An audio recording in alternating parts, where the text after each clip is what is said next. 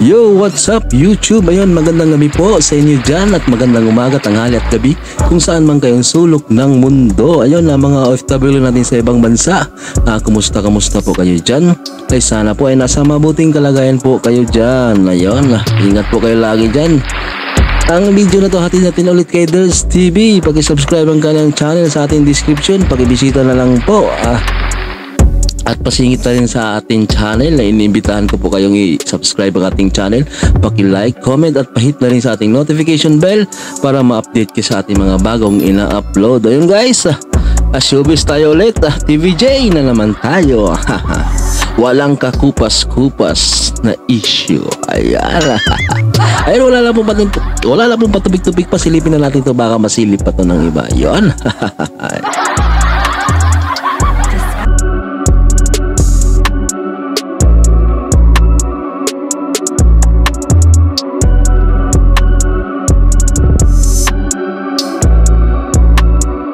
Po sa inyong lahat, magandang araw po, kamusta na po kayo? Andito na naman ako, ang inyong lingkod na legit Dowercads na tagahatid na mga legit na kaganapan tungkol sa TVJ.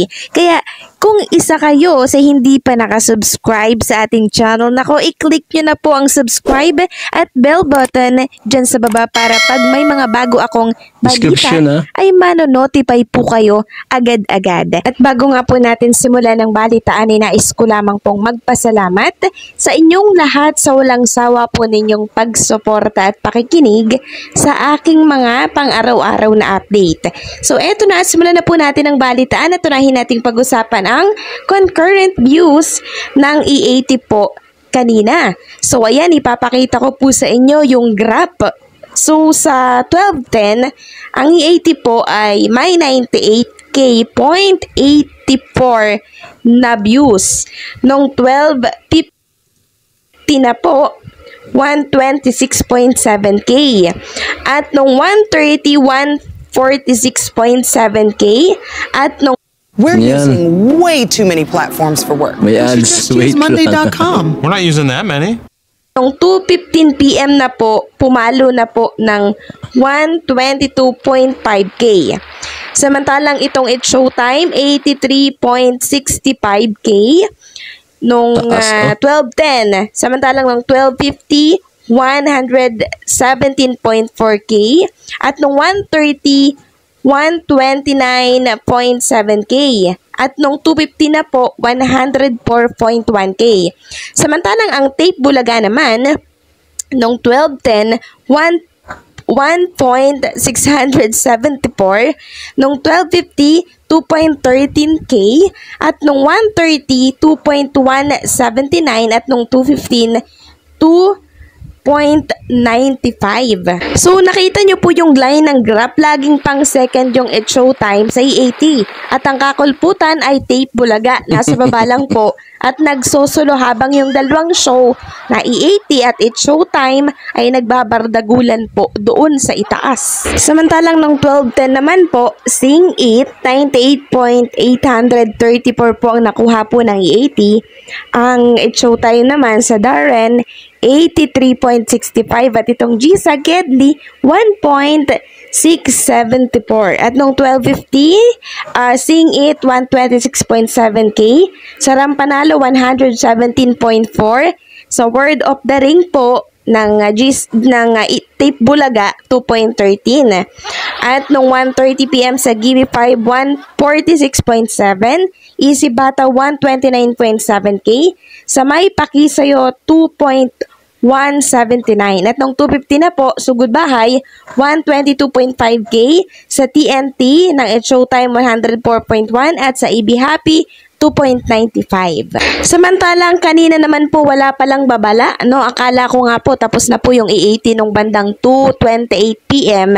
Yun pala, bumalik pa po sila para i-announce ang nanalo sa Sing It at hindi nga nagkamali ang mga legit Dowercads na si Eunice po ang nanalo sa Sing It. Katulad na lang po ng ilang komento po ng mga taga-Twitter. Sabi po nila, malinaw sa criteria ang hanap ng E80. Simula pa lang alam ko si Eunice talaga. Ganda ng face niya, may charisma, maganda voice niya kahit hindi beretera, E80 knows talaga. Congrats, Eunice! Well-deserved. Di na kasi uso ngayon biritan. Boys quality na talaga labanan. Oh, ano na? Tama talaga ako na si Eunice mananalo. Iba kasi talaga charm niya. Ganda ng areglo ng fave niya sa camera. Hindi siya beretera pero maganda yung voice niya. So maganda po kasi si Eunice, magaling kumanta at malakas ang dating sa camera. Yan yung hanap ng TBJ. Yes. Kaya walang duda kung bakit siya po yung nanalo. So congratulations Eunice, deserve mo yan. Samantalang ano-ano naman ang naiuwi po ni Eunice bilang papremyo. Meron siyang cellphone mula po sa Honor ba yun? At syempre, may 200k na cash at may 100k worth of product from Ilana. Ito palang Ilana new sponsor po ng E80 na siyang nagbitaw agad Patay! ng malaking halaga para po sa winner ng Sing-It. Talagang galante po ang mga sponsors ng E80. Bale, 300k ata yung galing sa Ilana, 200k na cash plus 100k worth of product ng Ilana. So salamat Ilana, hindi ka nagkamali ng piniling show dahil susuportahan kayo ng mga legit Dabber Cats. So ipapakita ko po sa inyo yung produkto po ng Ilana Mineral Cosmetic. Yan po yung mga product ng Ilana, pang pa-beauty po yan mga Dabber Cats. So may soap sila, may lipstick, may serum, may toner at marami pa pong iba na pampagandas. So bigyan natin ng subukan natin ang product na ito na siyang nagsisimula pa lang din po upang makilala po sila dito sa industriya. Samantalang pag-usapan naman natin ang mahalagang mensahe po ng TBJ at ni Atasha para po sa ating lahat. Unahin natin New Old Ayan. Spice Captain. Announcement. Plastic scent. Ads.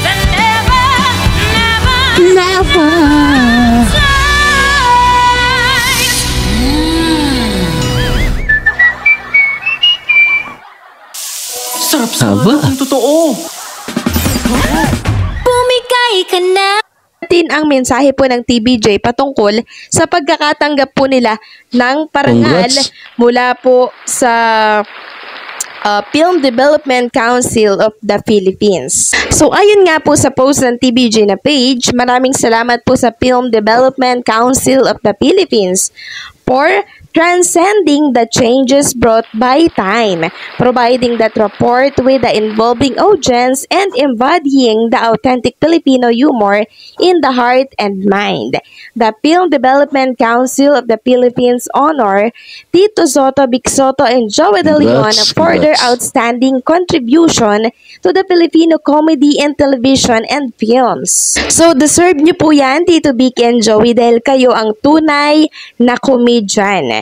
Samantalang ito naman po ang mensahe ni Atasha Mulak para po sa ating lahat. Sabi po niya sa kanyang FB page, "Thank you Legit Dabber Cards for watching today. Kita-kita po ulit tayo next week. Happy weekend po sa inyong lahat." So, you're welcome Atasha. Hindi kami magsasawang manood ng 80 at sumuporta sa inyo. So, happy weekend din sa'yo at sana sa Miyerkules, magkasama na kayo nitong si Maine Mendoza.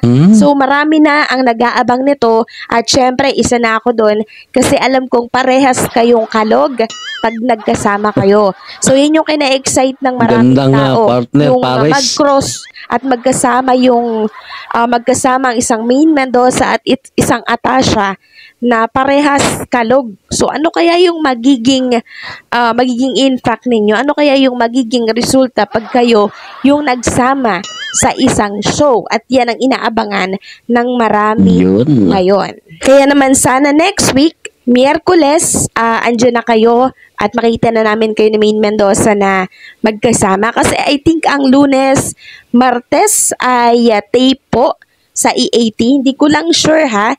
Kasi pag Miyerkules, live po yan. Katulad po nung ando doon po sila sa Tape Bulaga. So abangan natin yan mga legit Dabber Cards at Chuck, riot po yan pag nagkataon. So ano po ang masasabi ninyo sa update na ito? Huwag kalimutang mag-comment. Grabe namang riot na yan eh. Riot talaga dears. Ayun ha. Isa na naman panibagong reaction video ang ating napanood, napakinggan. Ayun. Nakasagap tayo ng bagong impormasyon o chismis ba yan ha? Ayun. Courtesy po tayo Kaders TV. Ayun, pakibisita, pakisubscribe. Nasa description lang po ang kanyang channel. Ayun, pasigit na rin tayo sa ating channel. Inimbitahan ko po kayong i-subscribe ang ating channel. Paki-like, comment, pahit na rin sa ating notification bell para ma-update kayo sa ating mga bagong na-upload. Ayun guys, hanggang dito na lang po. Ingat po kayo lagi at God bless po. Babush, bye-bye.